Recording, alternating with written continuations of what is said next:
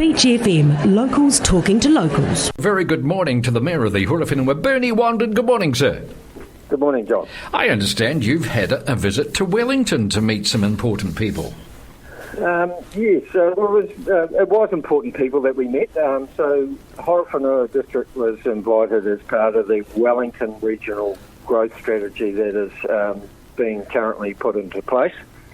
So there's finally some recognition that Horowhenua can assist and help in solving some of the infrastructure issues that are around the country, especially this part of the world, and in terms of housing mainly. But, the reality is that in a short space of time we're going to be less than an hour from Wellington. Yeah. So that we can sort of be part of that Wellington region just as much as we are of the central region. We see ourselves as being very much a part of that and able to offer some of the solutions that they're looking for. And I find that strangely encouraging, actually, because, politics has been relatively parochial over the years and a fair bit of patch protection going on. It seems as if there was a certain amount of reaching out there and acknowledging that we're all joined up these days.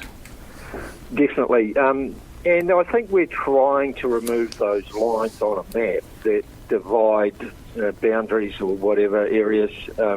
We are all connected, whether it be by roads or land or whatever. And so we can... The other thing is that government, and especially any sort of governance body, needs to be working together to be able to present solutions together. If we're all operating in our silos, we're not likely to get funding or assistance in terms of trying to do stuff. Well, I find that really good. So let's hope that conversation continues and is really productive. And you also, some time ago, mentioned that you developed some priorities about the kind of work that you want to be done over the next few years. And you mentioned a work program was being developed. Is there any progress on that? There certainly is. So last week we had a really good session with the management team and broke down some areas that we think are critical to us moving forward over the next 18 months or so. And interesting to note that they are very similar to many of the management priorities as well. But we know that we've got some big decisions ahead of us, and especially with the growth that we're having. So, these might sound fairly boring, but we do need to make a decision on the landfill over the next 6 to 8 months. We need to also demonstrate how we're going to handle the growth that is happening and going to happen.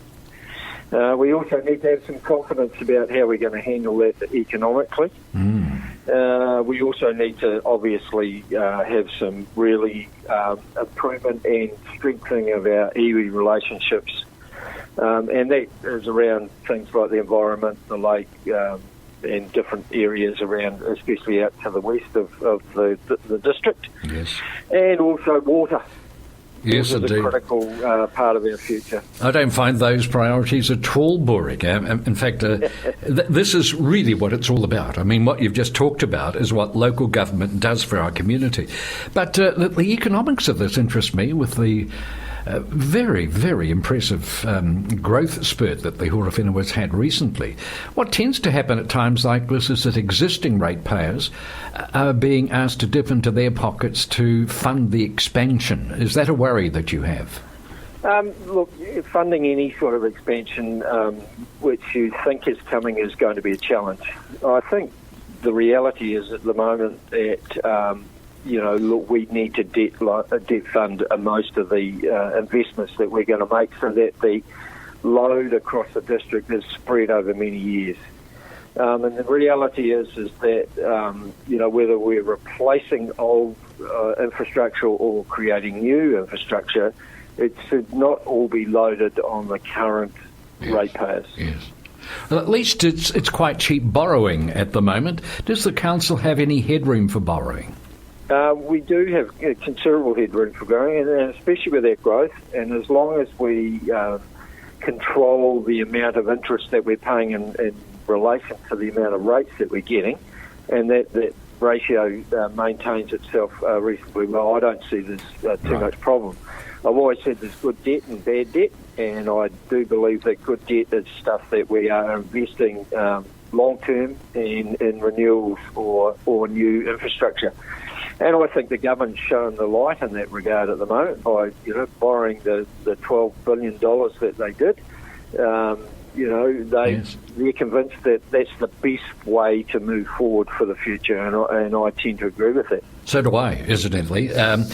Before you mentioned the lake, and of course last week we had the news that unconsented stormwater will continue to go into Lake Horowhenua. This is a bit of a touch point issue, really, and it's not a good look, this one. I know that you've applied for consent. I know that there's various assessment and consultations going on, but frankly, this is not good, is it? No, it's not good. Look, the reality is, though, that stormwater has to go somewhere. And the lake is the obvious place for that at the moment. Now, there are different ways that we can handle that stormwater. And at the moment, we're trying to understand what is actually going into the lake, where it's coming from, what contaminants it's got into it. Now, there may well be conditions that we get so that we can still continue to put stormwater into the lake. And the reality is that the lake does need continual inflow of water. Yes. So we need to make sure that what we're putting into that lake is of good quality. So whether that means we treat the stormwater better or we divert some of it or whatever, I mean, that's the sort of investigation and thinking that we're doing at the moment. Absolutely understood. From what you said, does that mean that you do treat some of the stormwater now?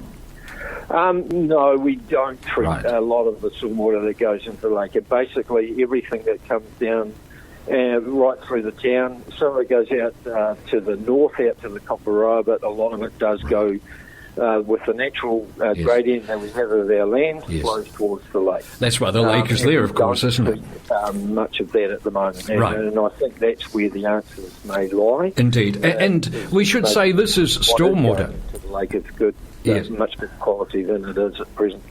Perhaps we should say this is stormwater. So basically, it's what comes off the drains, down the streets, the gutters, all that sort of thing. So to that extent, exactly. It's not dirty water as such. No, it's not dirty water, but there is no doubt that there are normal contaminants in that, some of that, drainage type stuff. But it's certainly not wastewater, and it's certainly, a heck of a lot better than it used to be many years ago. Indeed. Now, look, let's just finish on what I think are really interesting things that are happening. Very encouraging on the Kapiti Coast, the Waitangi Day celebrations, particularly the number of people who wanted to find out more about the history, which I would like the day to be more of. But you had some really good days in Levin and in Foxton with Waitangi Day. You must be delighted with that. Look, it's fantastic the way the community are responding to actually having Waitangi Day celebrated like we do. It is a recognition of where we've come from and the birth of our nation, and it's great that we have these different varieties of celebrations that happen on that day. So Teddy Bear's Picnic and a bit of a car show in Foxton is one way of doing it, and then the celebrations at Morupuku Park down at the lake are another way of doing it. And both occasions, I believe, were fantastic events. Lots of people, great feedback we've had from both.